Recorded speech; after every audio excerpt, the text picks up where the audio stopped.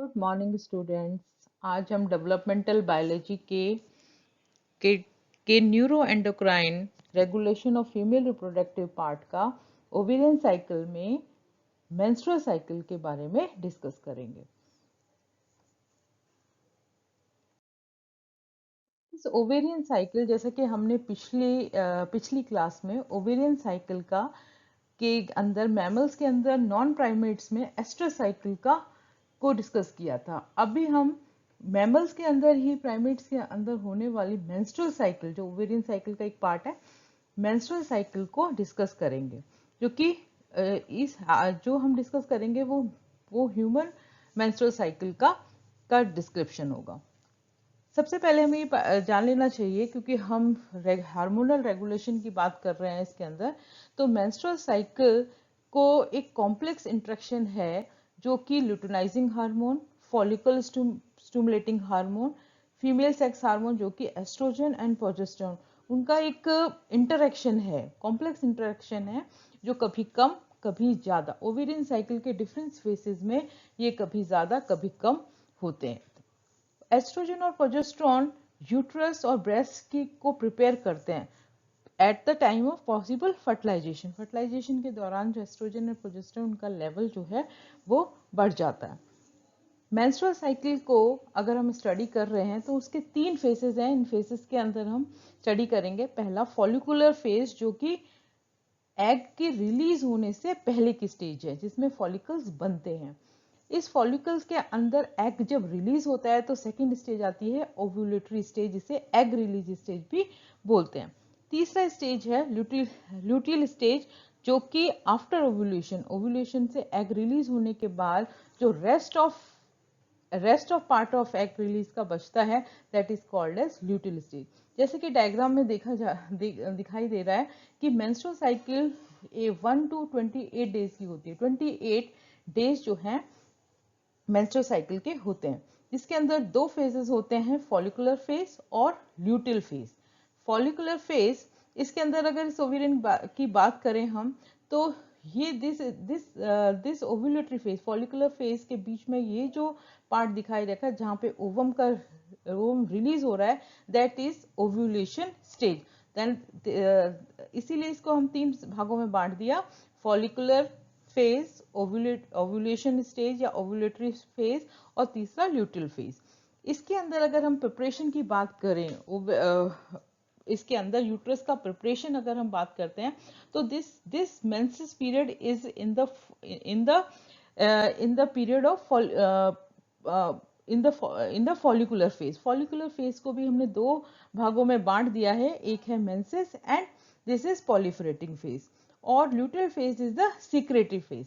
तो हमने follicular phase को again menses and proliferating phase में बांट दिया, और ल्यूटियल फेज को हमने सिक्रेटरी फेज में के अंतर्गत बांट दिया, जिसके बारे में अभी अध्ययन करेंगे कि सिक्रेटरी फेज, इसके अंदर सिक्रेटरी फेज हम क्यों कहते हैं, क्योंकि इसके अंदर हार्मोन्स का, जो कि हमने देखा, प्रोजेस्टेरोन और एस्ट्रोजन हार्मोन का सिक्रीशन इसके अंदर बढ़ जाता है।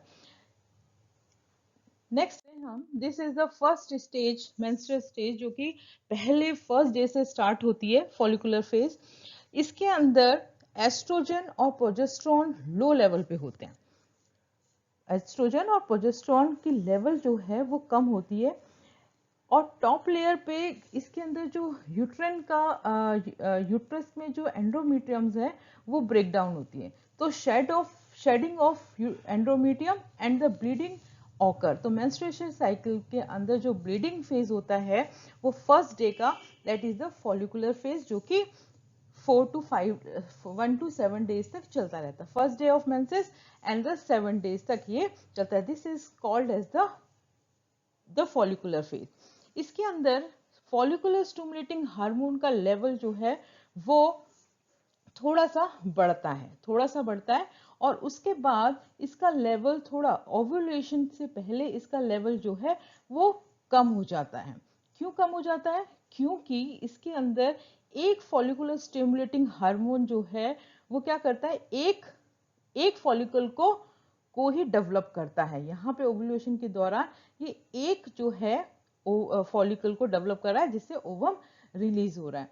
और ये जो ये जो फॉलिकल है वो एस्ट्रोजन का प्रोडक्शन बढ़ा देता है, जो कि हम अगले डायग्राम में देखेंगे। इसके अंदर पहले फॉलिकुलर फेज में बढ़ा, देन डाउन हुआ, और उसके बाद ये एस्ट्रोजन का प्रोडक्शन शुरू कर देता है।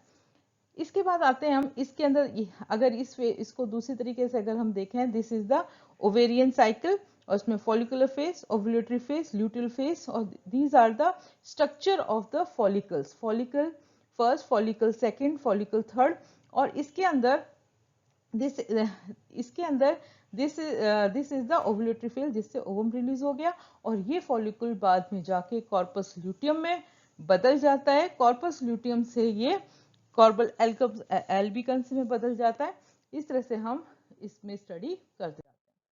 दूसरा फेज आता है ओव्यूलेटरी फेज, जिसके बारे में बता दिया, this is the middle of the cycle, this is the middle of the cycle, और इसके अंदर ये फॉलिकुलर जो हार्मोन होता है, ल्यूटिलाइजिंग हार्मोन जो होता है, वो इसके अंदर हाई लेवल पे होता है, और ये जो है इस ओव्यूलेशन के दौरान इसमें इस लेवल, ये लेवल बढ़ जाता है, और ओव्यूलेशन का जो स्टेज है, ओव्यूलेशन में ओवम जो है वो 16 to 32 आवर्स तक ग्रो करता है। The estrogen level decreases and progesterone level start to increase. इसके अंदर क्योंकि रिलीज हो गया तो एस्ट्रोजन का लेवल कम हो जाएगा और प्रोजेस्टेरोन का लेवल कम हो जाएगा। इसके बाद आता है ल्यूटियल फेज और सिक्रेटरी फेज। इसके अंदर सिक्रीशन बढ़ जाते हैं। Luteal phase just after the ovulation means the 14 to 17 days तक ओव्यूलेशन टाइम होता है। इस ओव्यूलेशन के बाद 17 to 28 डेज तक ल्यूटियल फेज चलता है, और ये जो फेज है ये आफ्टर ओव्यूलेशन स्टार्ट हो जाता है। इट लास्ट अबाउट 14 डेज, और इसके अंदर जो रप्चर फॉलिकल होता है वो कॉर्पस ल्यूटियम में बदल जाता है, और इसके अंदर प्रोजेस्टेरोन हार्मोन के लेवल को इंक्रीज हो जाता है। प्रोजेस्टेरोन लेवल जो है वो सिक्रीट होना शुरू हो जाता है, किससे? कॉर्पस ल्यूटियम से। अब इसके अंदर हमें this progesterone is a pregnancy hormone, जैसा कि हमने पहले भी स्टडी किया। This progesterone is called as the pregnancy hormone. इसके अंदर देखिए आप, इसमें क्या क्या प्रिपरेशन, ये प्रोजेस्टेरोन हार्मोन क्या क्या प्रिपरेशन करता है।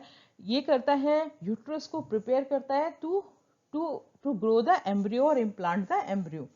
ये एंडोमेट्रियम की थिकनिंग को बढ़ा देता है, थिकन कर देता है, और इसके अंदर फ्लूइड भर जाता है जो कि न्यूट्रिएंट से भर जाता है, और जो कि उस एम्ब्रियो को ग्रो करने में हेल्प करता है।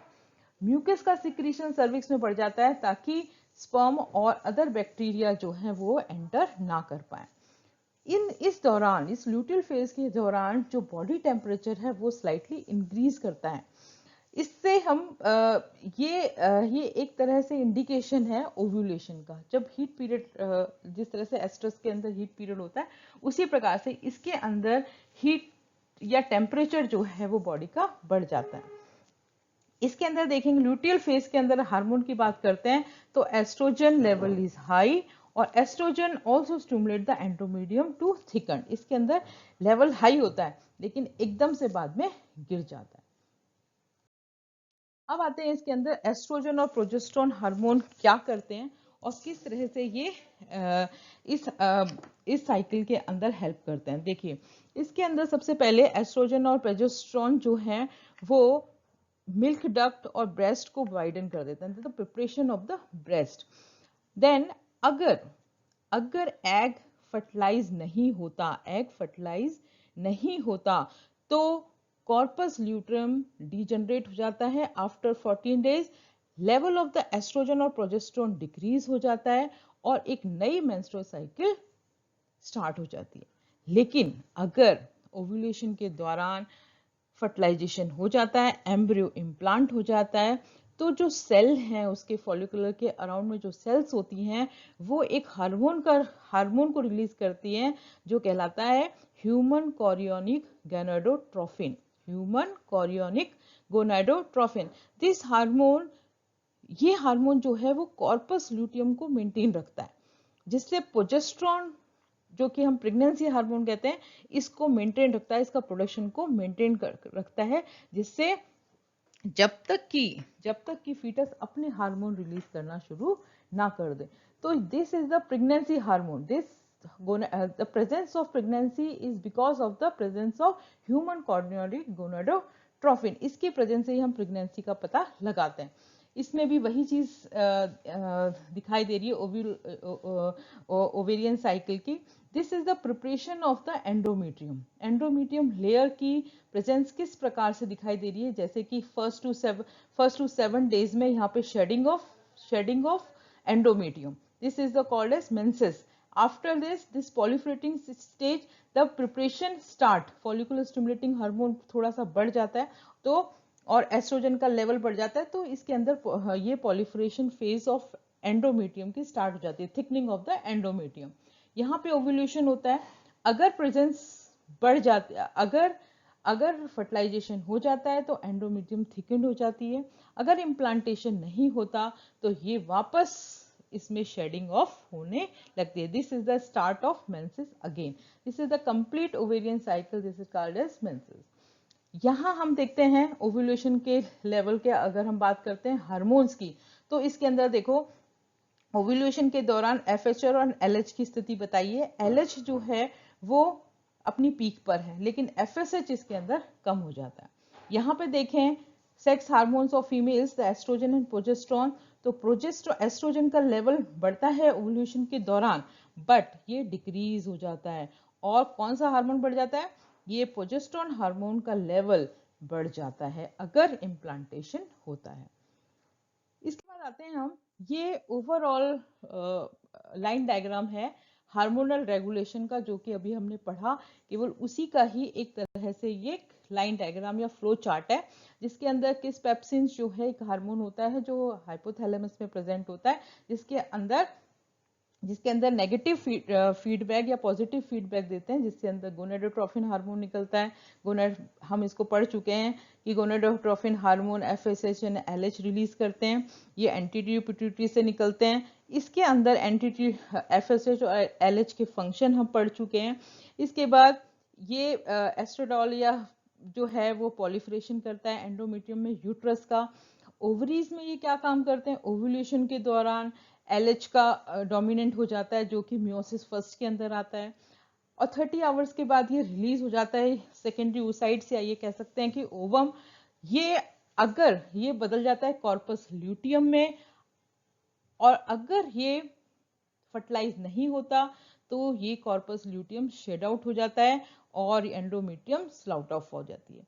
लेकिन दिस कॉर्पस ल्यूटियम, अगर कॉर्पस ल्यूटियम बना रहता है और रिलीज कर देता है सेकेंडरी oocyte और फर्टिलाइजेशन हो जाए, फीटस इम्प्लांट हो जाता है, देन ये कोरियोनिक हार्मोन जो है गोनेडोट्रोफिक कोरियोनिक हार्मोन ये बन जाता है, और प्लेसेंटा से ये कॉर्पस ल्यूटियम जो है वो प्रोजेस्टेरोन का हार्मोन, प्रोजेस्टेरोन रिलीज करता है, वो एंडोमेट्रियम मेंटेन करता है। इस तरह से फीटस का इम्प्लांटेशन हो जाता है। This is the line diagram of complete ovarian cycle and hormonal regulation of menses. After that we study the gametogenesis in the next lecture. Thank you.